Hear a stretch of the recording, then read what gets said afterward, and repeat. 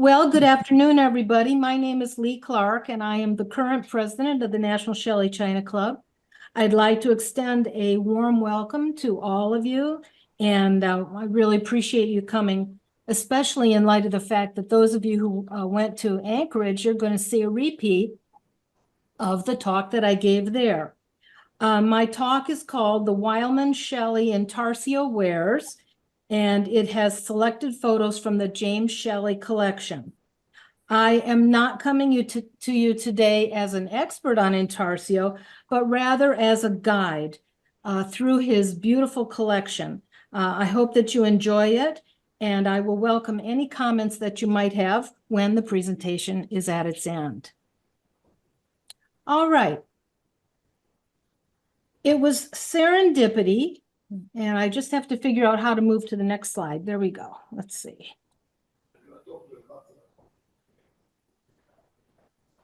It was serendipity that I received from longtime NSCC member Betty Shelley, who is pictured here, a photo album filled with 144 lovely photos of Shelley China, mostly Intarsio. Kurt Leiser, who is shown here, had been the caregiver of this photo album for a very long time, and he listed it as the property of the NSCC. You can see here on the front cover. Upon Kurt's death, Betty Shelley received the album as she is our current club's historian. While there are a few photos of teaware in his collection, most of the photos are of Intarsio people. While Intarsio is well known and beloved in England, collectors in the United States may be less familiar with it. Thank you. Okay, here we go. So Betty is the one who is our club's historian. While there are a few photos of teaware, most of the photos are of Intarsio pieces. While Intarsio is well known and beloved in England, collectors in the US may be less familiar with it. So I thought that the contents of this photo album might make an interesting talk for Wileman and Shelley China lovers. And ironically, I haven't seen very much Intarsio in my lifetime, so I was thrilled to get a hold of this album. Let's take a look at the James Shelley collection. Of course, before moving ahead, we must ask, who is James Shelley? I'm going to go back, folks. Here we are. Well, I spoke with Toby Rodney, whom some of you may know, who told me that she knew James Shelley very well. When she and her husband lived in Rochester, New York, she knew James, who lived in Toronto, and he shared a love of Shelley China and Wileman with them. With the two cities in close proximity, they were able to make interesting trades and sales, including Intarsio ware. In 1995, Toby moved south and lost touch with James.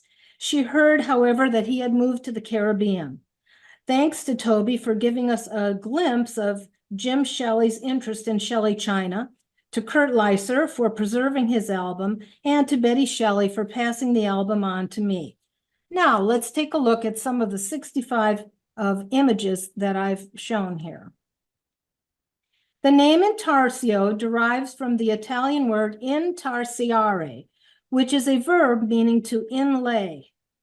On the left is the back stamp used for Wileman, Shelley, and Intarsio wares. I found this out with the help of Jerry Pierce, the chairman of the Shelley Group of the United Kingdom, and he's here with us today. Thank you, Jerry. Jerry sent me two publications, which are pictured on this slide. On the left, you can see A Collector's Guide to Wileman and Shelley Intarsio by Les Foley. On the right is a second publication called 100 Years of Intarsio by Les Foley and Janet Stiff. Thank you so much, Jerry, for sending me these invaluable booklets. As Les Foley explains in his 100 Years of Intarsio pamphlet, Intarsio designs were created by some 20 designers who recorded their designs in pattern books. These patterns usually included details such as colors to be used and a pattern number. The designs were then engraved into copper plates. To quote Foley, the design was transferred in black from the copper plates using tissue paper, which was applied to the surface of the bisque-fired pots, probably using a damp sponge. A second firing may have been used to burn off the tissue paper and to leave the outline for the design. The Shelley factory had some 200 women known as paintresses who skillfully colored in the outlines with vibrant, solid colors. The palette included rich browns, russet yellows, dark blues, sage greens, olive, myrtle, deep purple, and more. The pieces were then dipped into a clear glaze before receiving their final firing. In the first picture, we see a paintress painting the edges of plates and saucers on a revolving stand. Just imagine how steady a hand these women had to have to meet Shelley's standards. In the second photo is shown part of the Shelley factory's inspection process. Each piece of china was meticulously examined for imperfections. If none were found, each piece was wrapped in tissue paper before being sent to the packing department.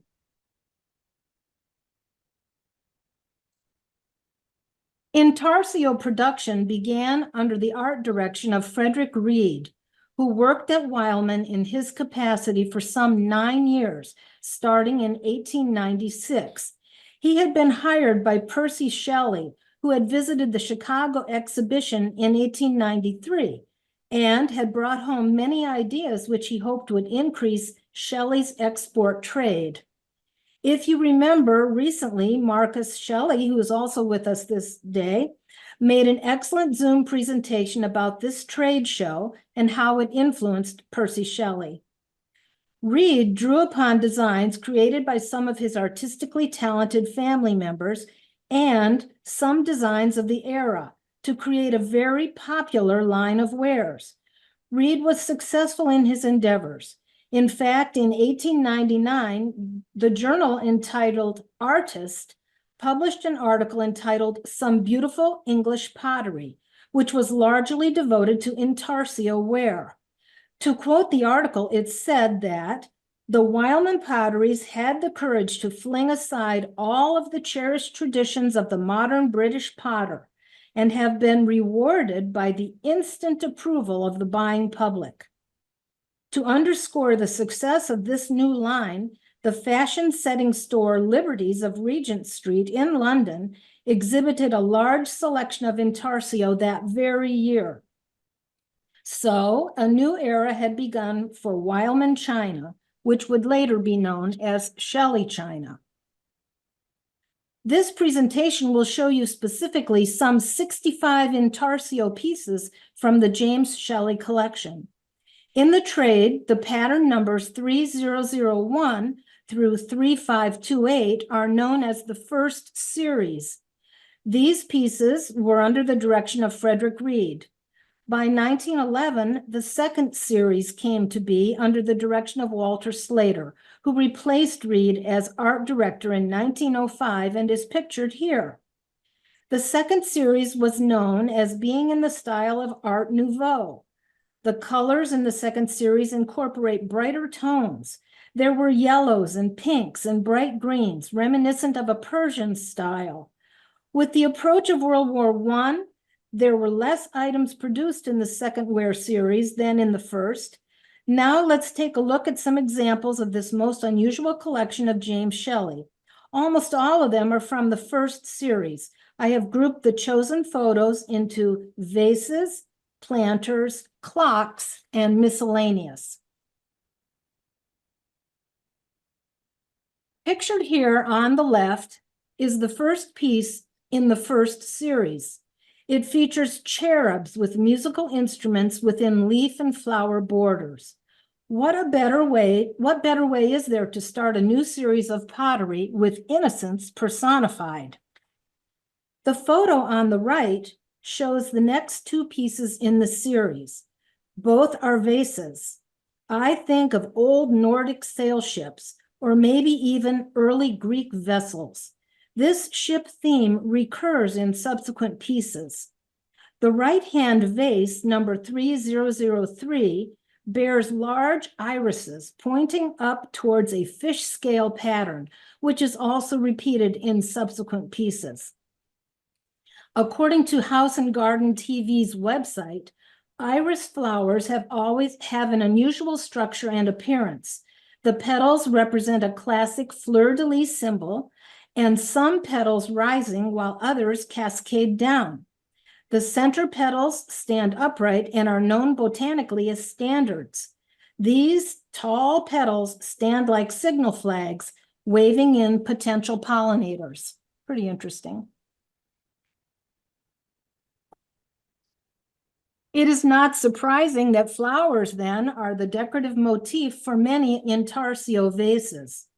The water lilies shown here on piece 3022 are especially sumptuous. But notice that the piece is not complete. The photo on the right, which I copied from Les Foley's Intarsio guide, shows the piece with its top, which makes the vase especially beautiful.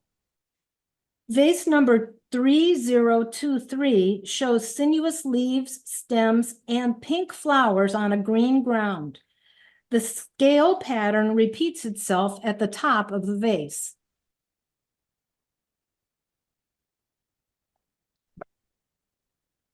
The next slide features numbers 3026 and 3033. While both are lovely, I believe the first piece is the more interesting of the two. It is a loving cup featuring the King and Queen of Hearts. These characters were described in a poem by Charles Lamb, first published in 1805 in his nursery rhyme book. I thought I would recite this brief poem for you today. The Queen of Hearts, she made some tarts, all on a summer's day. The Knave of Hearts, he stole those tarts and took them clean away. The King of Hearts called for the tarts and beat the knave full sore. The Knave of Hearts brought back the tarts and vowed he'd steal no more. And of course, the Queen of Hearts was immortalized in Lewis Carroll's Alice in Wonderland. The next piece to the right of the loving cup is an ornamental vase. Les Foley described it as having an oriental design.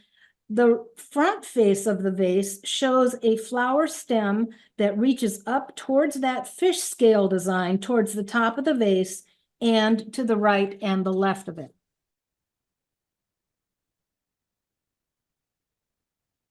This slide features a pair of flask-shaped vases and one shorter vase, all with the same theme. The pink flowers with their sinuous stems and leaves make a beautiful contrast. Am I doing the right one, everybody? Yeah, it's okay. The pink flowers with their sinuous stems and leaves make a beautiful contrast to the green ground. And notice the fish scale design repeats inside the tall vases and on the upper edge of the short one. Let's see if that was on this one. Yeah, down here. Okay. Intarsio piece number 3537 on the left features a large vase with two ladies by an ornamental pond. Reverse side depicts a cottage with trees. That's over here,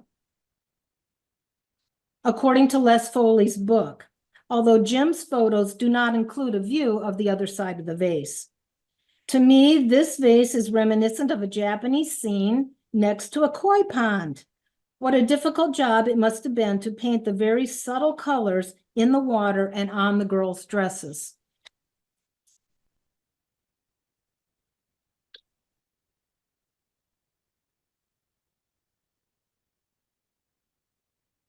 Here we see a pair of two-handled vases with small pink flowers on a pink ground. Does that seem right? You got ahead of yourself. There it is. There it is.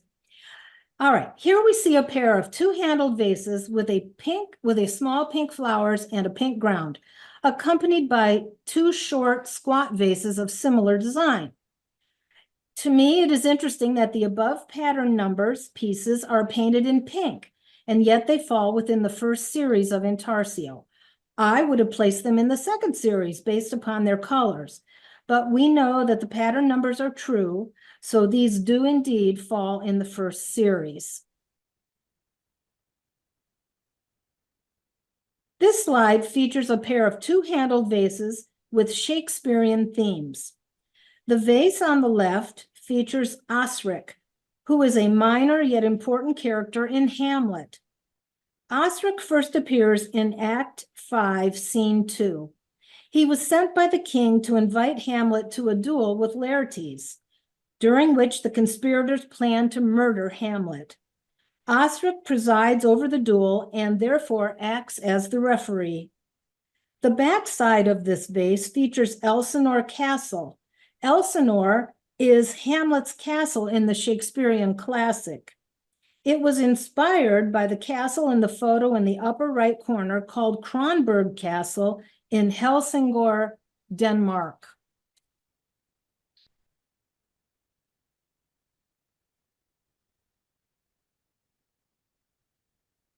James Shelley owned two of these vases, shown here in slide 14, bearing angels upon a wooden balcony, number 3336. Notice that the colorations are slightly different between the two vases. For example, the tulips on the left-hand vase are brighter yellow.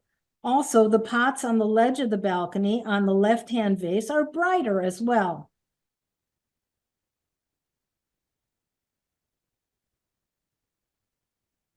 The next slide shows a four-handled vase with a panel of Saint Cecilia playing on a portative organ. According to Wikipedia, Saint Cecilia is venerated in Catholic, Orthodox, Anglican, and some Lutheran churches, such as the Church of Sweden. She became the patroness of music and musicians.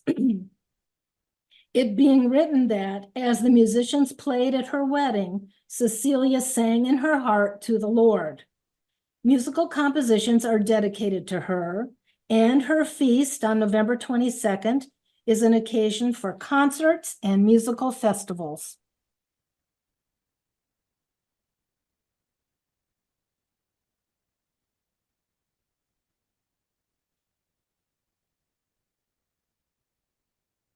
Moving on now to the flower pots.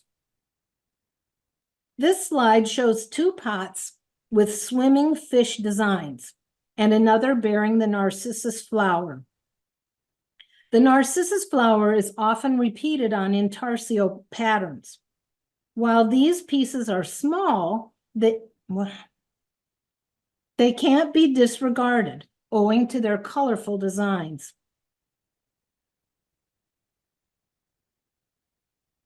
Now, piece 3168, shown here on the left, shows a teapot with narcissus flowers.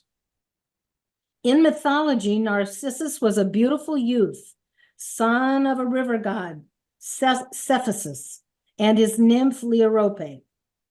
He loved no one until he saw his own reflection in the pond's water and fell in love with it. Ultimately, he pined away, he died, and was turned into the flower with the same name.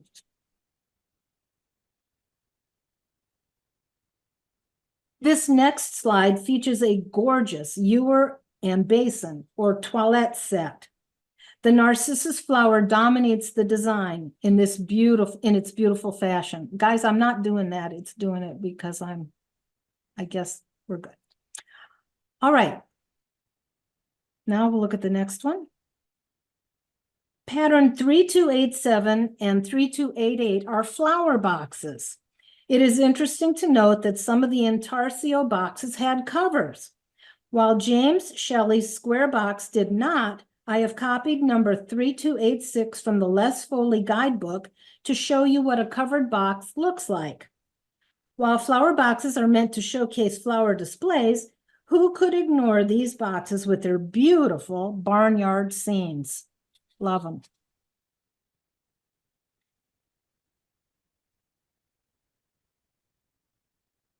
These two planters on this slide, numbers 3144 and 3147, have different sizes but bear similar images featuring geese.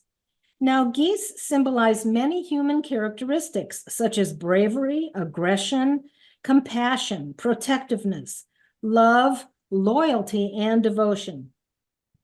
A goose is a sought-after farm bird, and in this context, the goose symbolizes abundance and good fortune. This bird is also linked with many fairy tales, including Jack and the Beanstalk. In this story, a goose lays golden eggs, which symbolizes wealth and prosperity. Now, this slide shows a beautiful jardiniere and footed pedestal, numbers 3103 and 3119.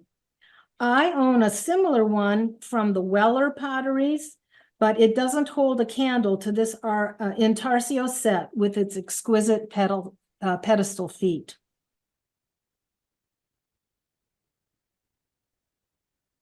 Now, in this series, we show two wonderful clocks. Personally, I find the one on the left the more interesting of the two, and there is a legend written on the front panel of the clock, which says, "Knock her up, wake up, and get to business." I looked online for the phrase knock her up, Knocker, knock her up, and discovered the meaning of the phrase. Knock her up is a historical British singular noun with the plural being knocker-ups. A knocker-up was a person whose job was to go from house to house in the early morning and wake up workers by tapping on the bedroom window with a long pole or similarly convenient implement. On this clock, the long pole is clearly displayed, and he is carrying a lantern, as it is still very early in the morning. Isn't that interesting? The second clock on the right features Little Boy Blue, with its legend saying, "Keep time." Do you remember this poem from your childhood? Little boy blue, come blow your horn. The sheep's in the meadow, the cow's in the corn. But where is the boy who looks after his sheep? He's under a haystack, fast asleep. Will you wake him? No, not I, for if I do, he'll surely cry. This poem may be over 300 years old, but I think that Little Boy Blue surely did not keep the time by snoozing out of sight of his charges. The next slide features two different clocks. The first one features Father Time and bears the legend Carpe Diem, which we translate today as seize the day. The first one features Father Time and bears the symbol Carpe Diem, which we translate today as seize the day. The origin of this phrase is uncertain, although the phrase is ancient and it predates modern English.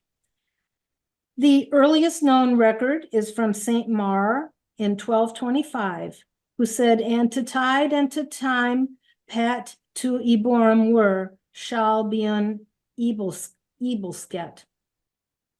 The second clock on the right features a girl, yeah, there she is, blowing a dandelion, bearing a legend reading, "Prithee, what's o'clock?" We know that this phrase is an antiquated way to ask the time of someone. It comes from the words, "I pray thee, what is the time?" Okay, now this clock says the legend, "The days may come, the days may go." Can you see it down there at the bottom?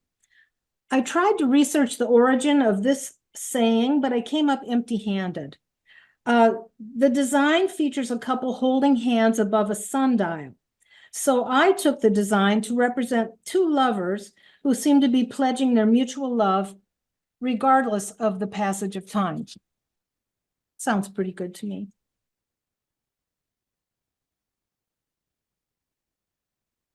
Now, this next slide takes me into my miscellaneous category.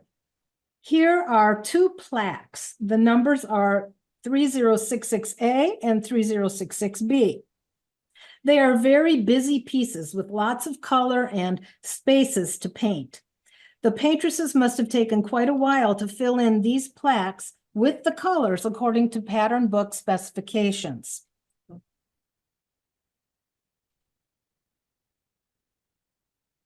Aren't they beautiful? Just love them. All right. This is number 3584, and it represents an Oriental coffee pot. Notice that this pattern number falls in the second series of Intarsio wares, supervised by Walter Slater and not Frederick Reed. This piece does indeed have that Persian look, which is one of the characteristics of the second series. There's Walter right there. This is one of the most fun pictures in the James Shelley collection, in my opinion. It features 5 Toby jugs from left to right. There is a Scot with bagpipes, John Bull, the personification of the British people, Friar Tuck from Robin Hood fame, an Irishman, and then Baby Young England.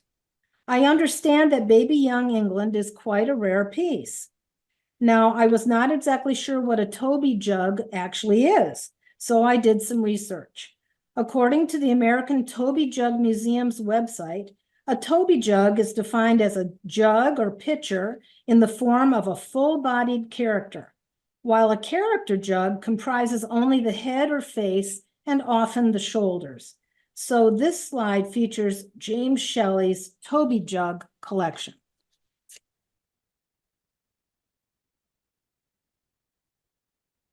Well, you know, this might be interesting to read over here.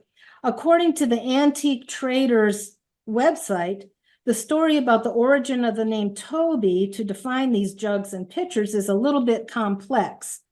Some have said that the raucous and memorable character Sir Toby Belch of Shakespeare's Twelfth Night inspired the name Toby jug.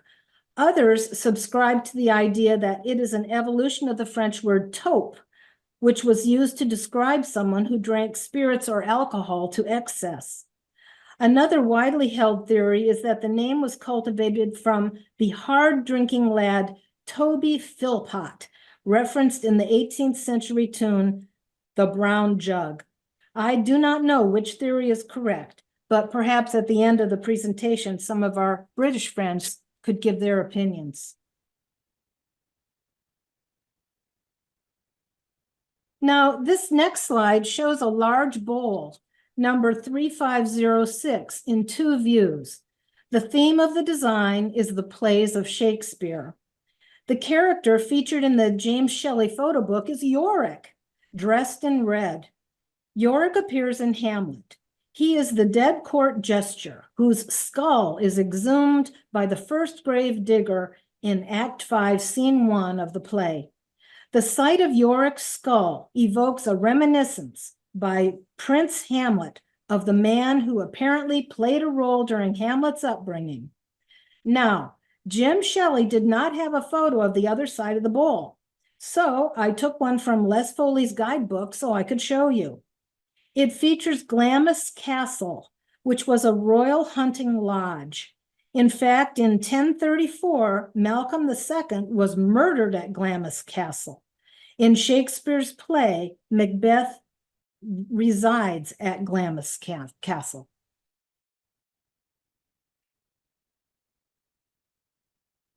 Now, for this slide, and you see number 3090, I had to email Jerry Pierce to ask him if he knew what this piece represented. And he knew. He told me it was an ink pot stand. A complete set should comprise 5 pieces. The tray, which is shown here, to hold dip ink pens. The other pieces are a glass liner, which holds the ink and fits into a brown pot, which in turn goes into the larger pot with a lid. The pots sit in the empty circular space above the cherubs. This motif features cherubs writing and reading letters, and I just love that piece. It's beautiful. Here it is from the book, by the way. Now, James Shelley owned 2 examples of Wileman's number 3570. It is known as Aladdin's lamp. Interestingly, the 2 pieces are missing their tops. So I've included a photo from Les Foley's guidebook so that you can see the complete piece. I could not believe that I saw in the last NSCC magazine, let me go back, an auction sale for an Aladdin's lamp that sold for only $61. Now, I am a cat lover, and I would love to have one of these kitty cats for my collection. Shown on the left is number 3322 in green with mice, number 3321 in blue with fleur-de-lis designs, number 3380 in yellow with less leaves on the body compared to 33112 to its right, and number 3313 again in green with 10 mice on its body. This cat in the lower photo is my cat, Sydney. Oh, that Wileman had made an orange tabby like him.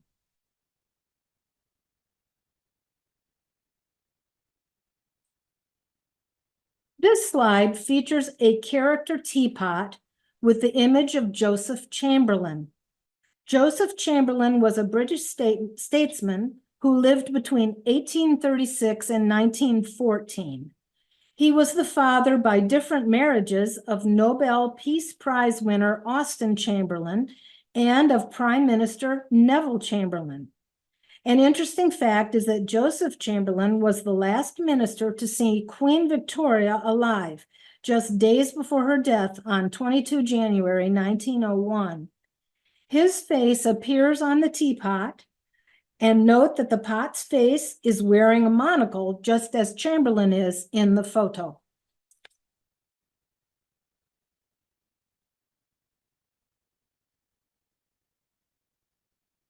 All right, let me check one thing here.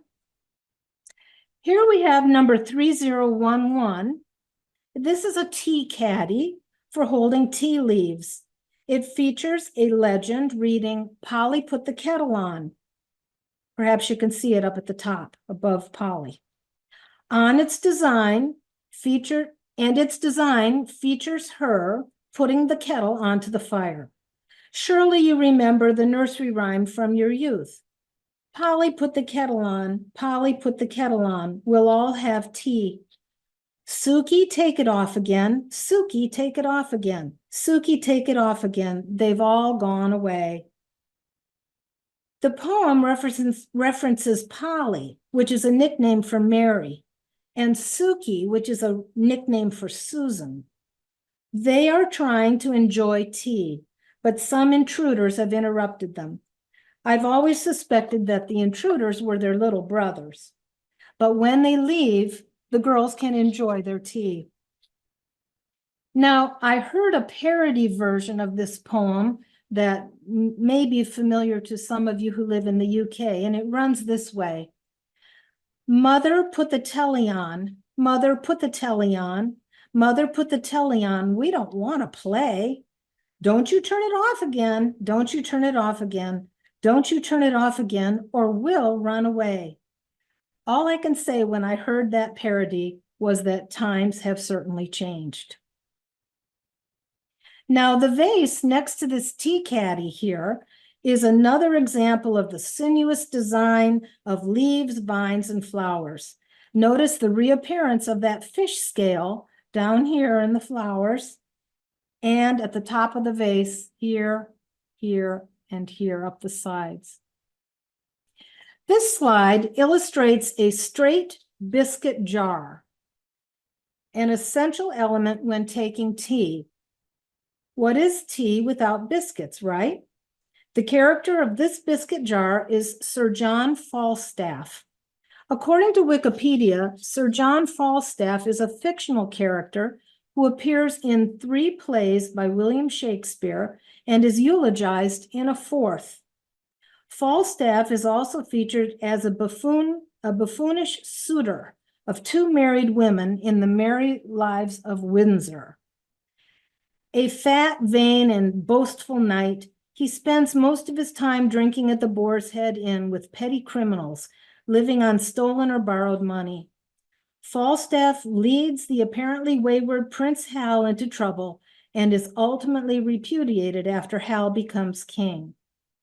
The photo that you see here is from the Les Foley book, shown in the upper right corner, and you can see the reverse side of the jar, which shows Falstaff without the waitstaff who attend him.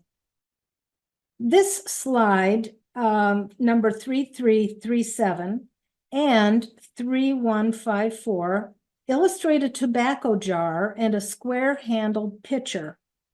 Notice that the pitcher is decorated with monks who are enjoying a pint. The design on the tobacco jar shows 3 men smoking and drinking in their leisure time. I'm certainly familiar with pipe tobacco. My dad was a pipe smoker, and he kept Sir Walter Raleigh in a tin and not in a jar. And we never let him out. Do you guys remember that old joke that you keep Sir Walter Raleigh in a tin and not a jar? All right.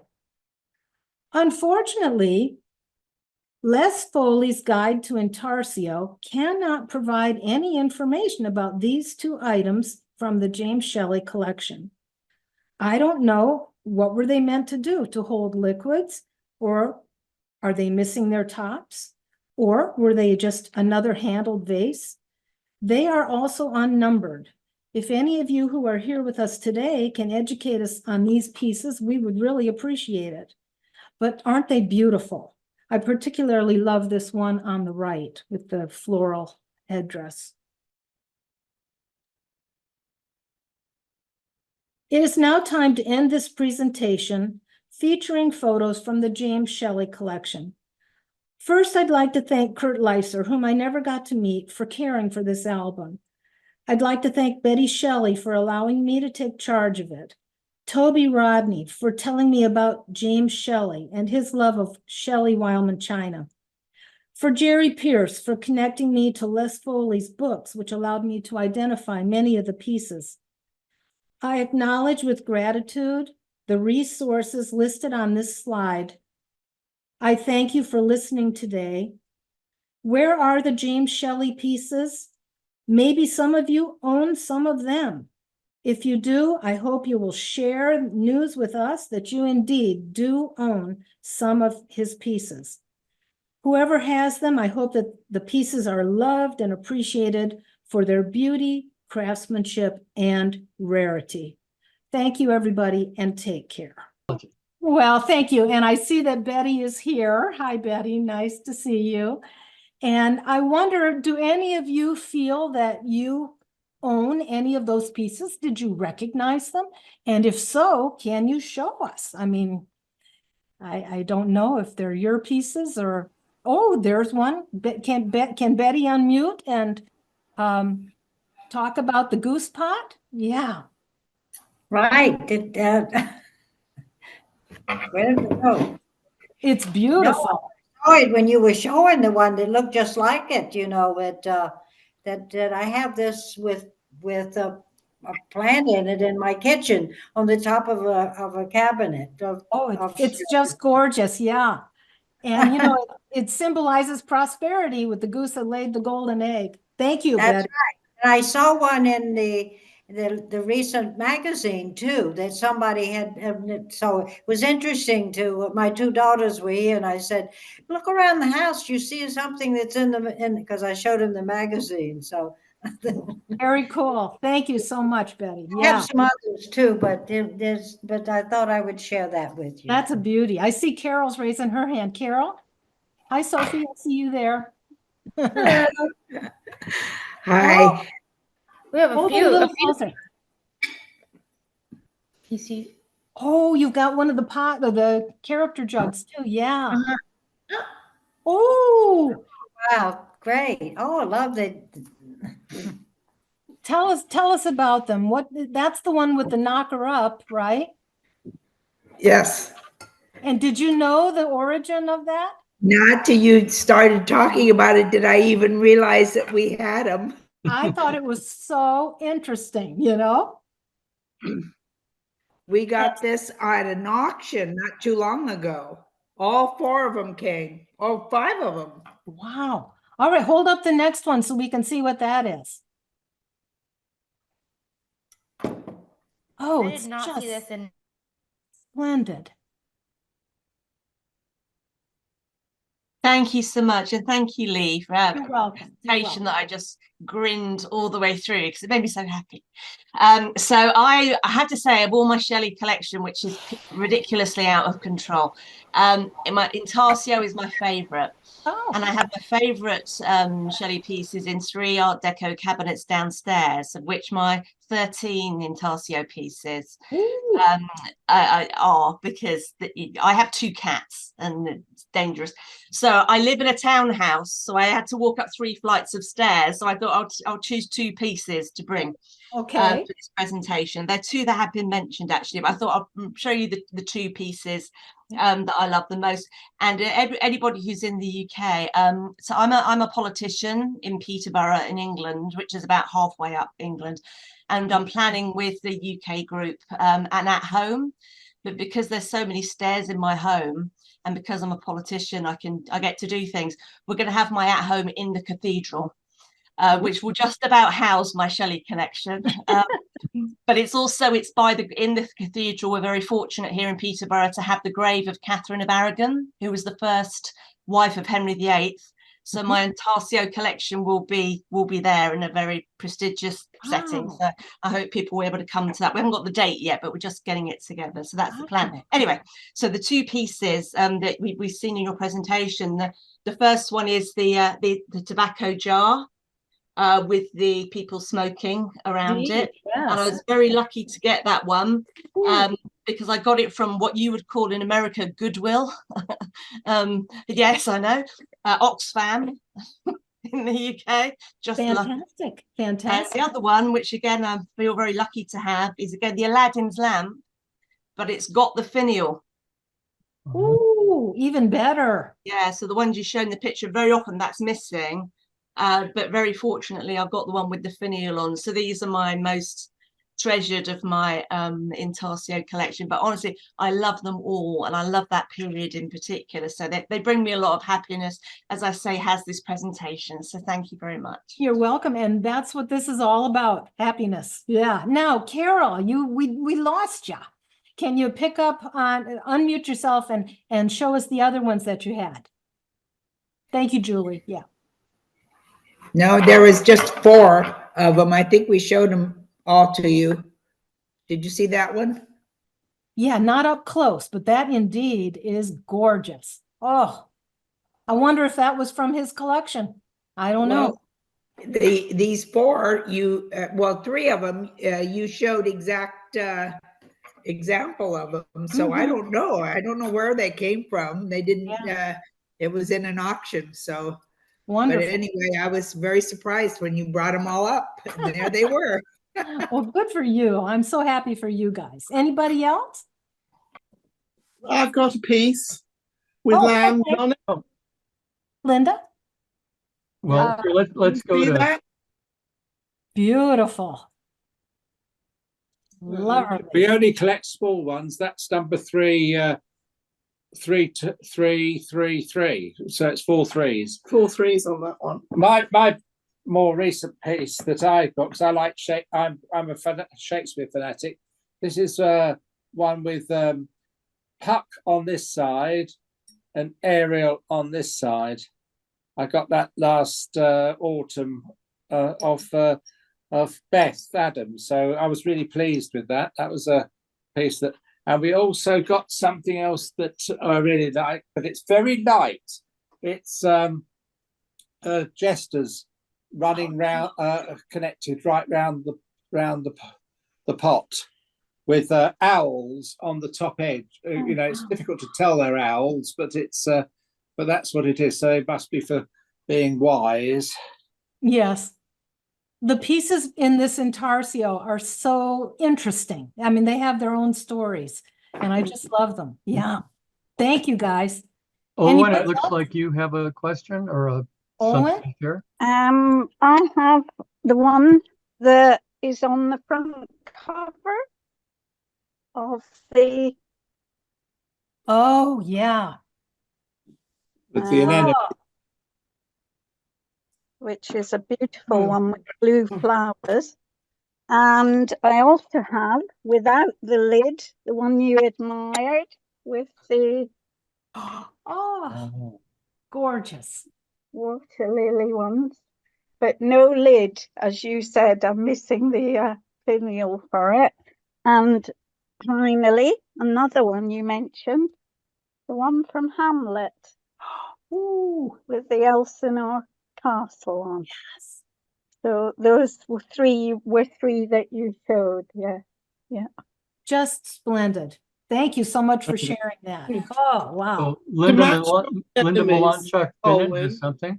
There's Linda? a tile. They did a tile with the anemones on that matches Olwen's pot.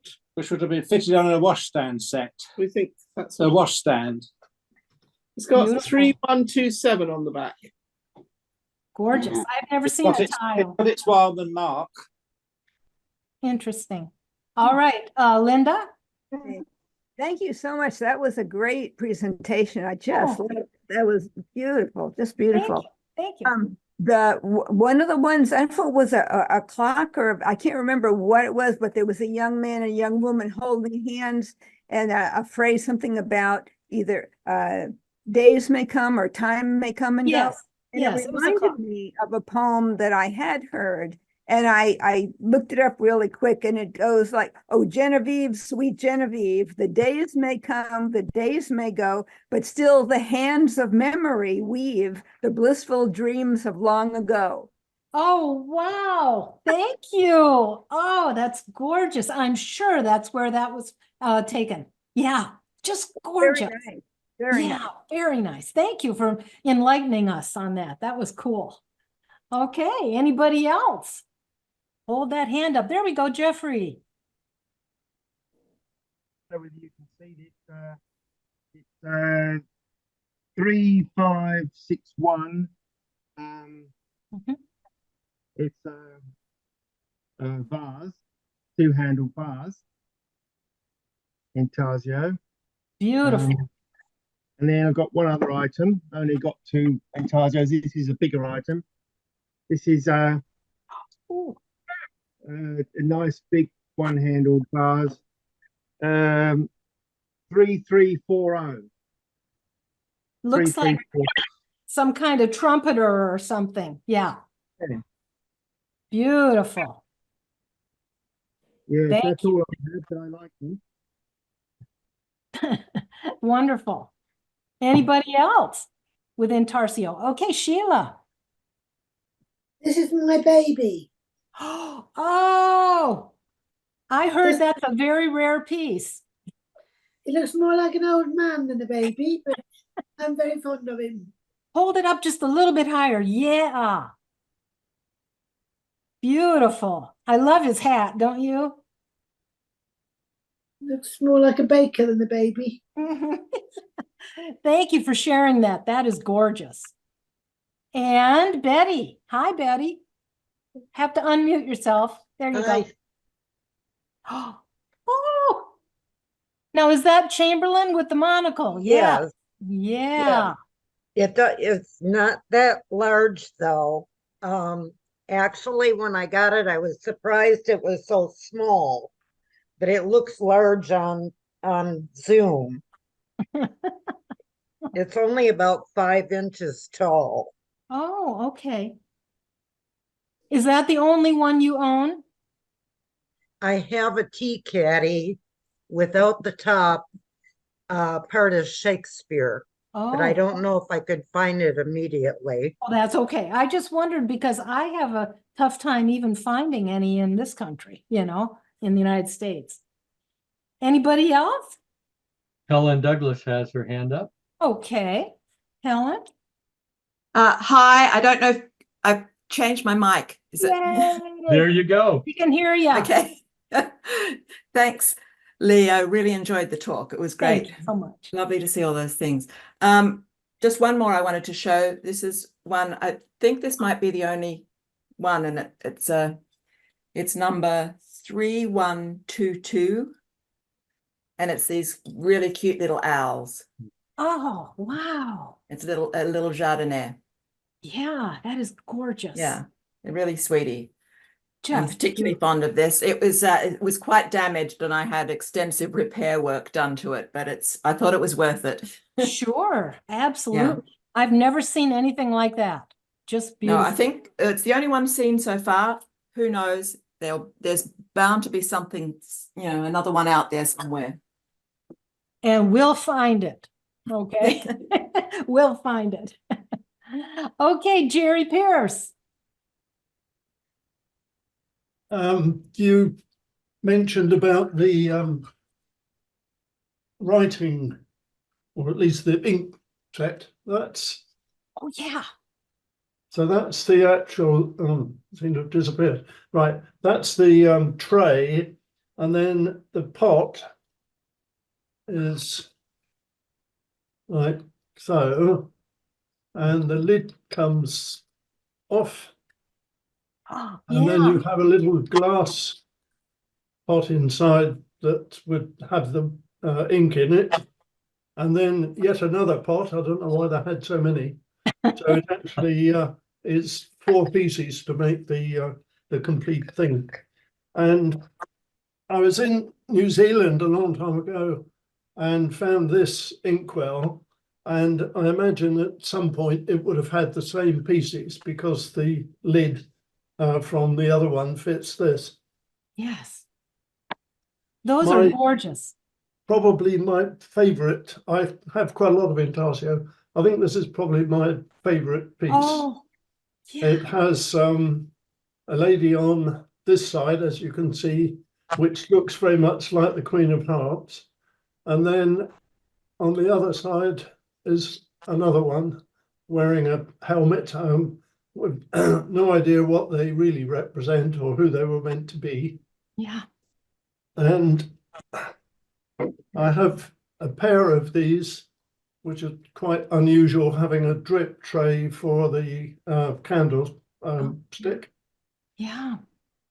And without going through too many, from the second series, where very recently, as you probably know, we managed to buy the pattern book that came up for sale.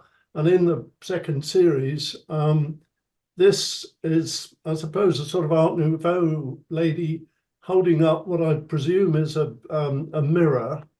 And then there's a slightly similar little pot with, again, I can turn it around the right way. Again, a lady, difficult to get the camera. It's good, we can see it. Quite small pieces, but really nicely decorated. And maybe the first Intarsio piece that I bought, and one that I'm still very fond of, is this jug, which has bluebells around the frieze in the middle. So those are absolutely, those are outstanding. Yeah, those are outstanding examples. And I am so grateful that you told me what that inkwell was, or that ink tray. I had no idea what that was. I just thought maybe you served pizza on it or something. I didn't know, Anyway, I enjoyed your talk very much. I saw it in Alaska, but it was nice to see it again. So thank you very much. Thank you so very much for saying that. All right, do we have any other Intarsio pieces? Okay, Robin. I enjoyed your talk very much too, Lee. Thank you.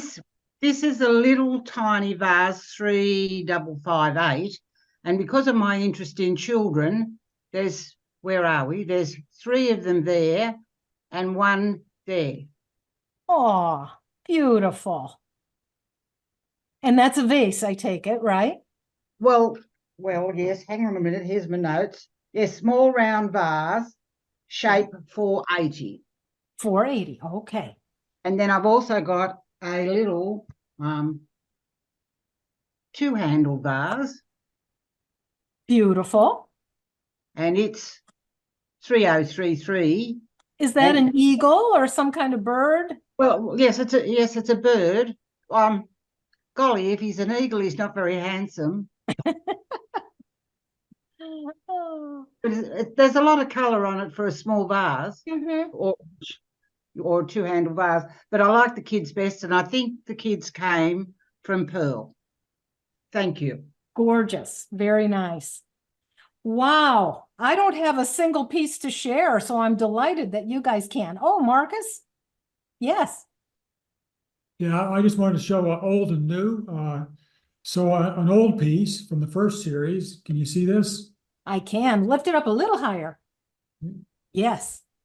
So these have lids. So these are flowers. And so these are reed flowers on it. So the whole thing is decorated in the reed flowers. What I found fascinating about the reed flowers is that the kids use the pattern as well.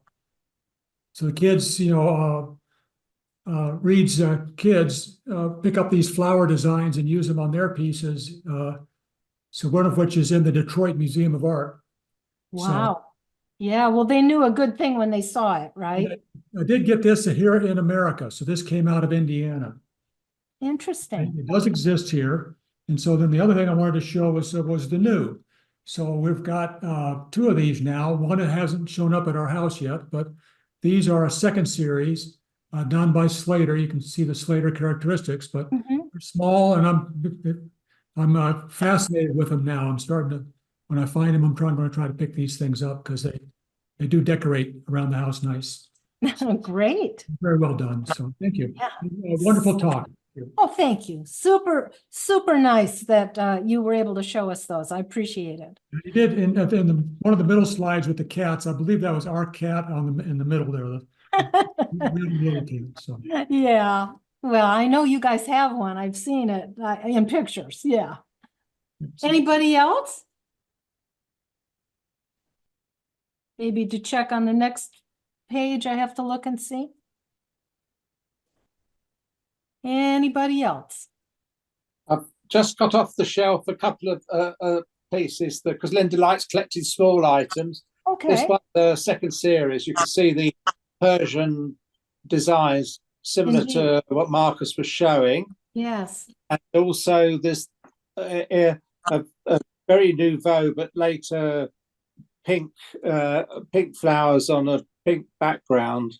Yeah, and those sinewy vines that, look like intertwining. Yeah. Yeah, very nouveau. Just as an aside to say, while Marcus is still on, I've just found out a collection that came out of a box from his collection. His talk about the Chicago 1893 exhibition. This is the image that he was showing on his exhibition, but this is actually on a Wileman piece, early Wileman, and it's obviously a sort of an edging bowl, a bowl for salad or vegetables or something. But it's only a simple pottery. But when we got out, when I gave Marcus's talk some time ago to the Shelley group last year. We still didn't know we had this, but it fell out of a box when we were trying to find something else. And I didn't realise I had this, so it was. I was just thought to. I said just to say thank you to Marcus for getting me to look for it. Yes, thank you. That's so nice. Yeah. The dish is actually called a bone dish. So these dishes were made to sit next to your dishes, and because back turn of the century, bones were still in everything. So you had to pick your bones out, fish. They call them bone dishes. Right. This one shows the Art Palace, which was one of the transfers that. Thank you. It's not Intarsio, it's just ordinary pots. But anyway, it's all good. It's all good. I see Olwen holding up something else. Olwen? That's the Queen of Hearts. Oh. There she is. Yeah, I think it probably should have had, I don't know, a lid as well, but We've got a different colour. Snap. Well, ours is a different colourway. would they have had lids? Yeah, I think so. They should have had a I lid. think they should have had Yeah. lids. Yes. They're very pretty though, because they have the lovely flowers on. Mhm. Yeah. Yeah. Mhm. Interesting. Okay, different colorways. All right, Jerry. Just because it was interesting earlier, the Young England was made in various different, I seem to have disappeared again. Yeah, come closer to your body. There you go. Yeah, was made in different colors, but this is faience, not Intarsio. So this is a brown one, and there's also a pink version. Oh, wow. And Sheila's got the proper Intarsio one, and I've been jealous of that for about 15 years. I've got these two and still can't find the Intarsio one. That's fun. I love that. Anybody else? Yes, John and Linda. This is a pot. It's rather large, so I have to put it back a bit. It's the peacock on the vase, and we've kept peacock feathers in it. Love it. But it's got peacocks on either side. We've had this a long time. It's been restored, but this is the one that Les Foley photographed for his book when he was doing the book. Right. Yes. Just and I wouldn't let him have it. And the top of it has got sort of flowers on the top. Lovely. Lovely. It fits in with our dining room, which is very sort of arts and crafts and arts nouveau, so there we go. All right. I see Sheila. Yes, ma'am. I found another coffee pot, different design to the one you showed. Oh, I love that connector bar. Yeah. Got swans around the bottom. Beautiful. Gorgeous. And you've got the lid. Yeah. Yeah. Good job. Wonderful. Anybody else? Well, don't see too many people. That's it. Okay. Well, I just want to thank you guys for listening to my talk, and thank you especially for bringing out your pieces. They were just gorgeous.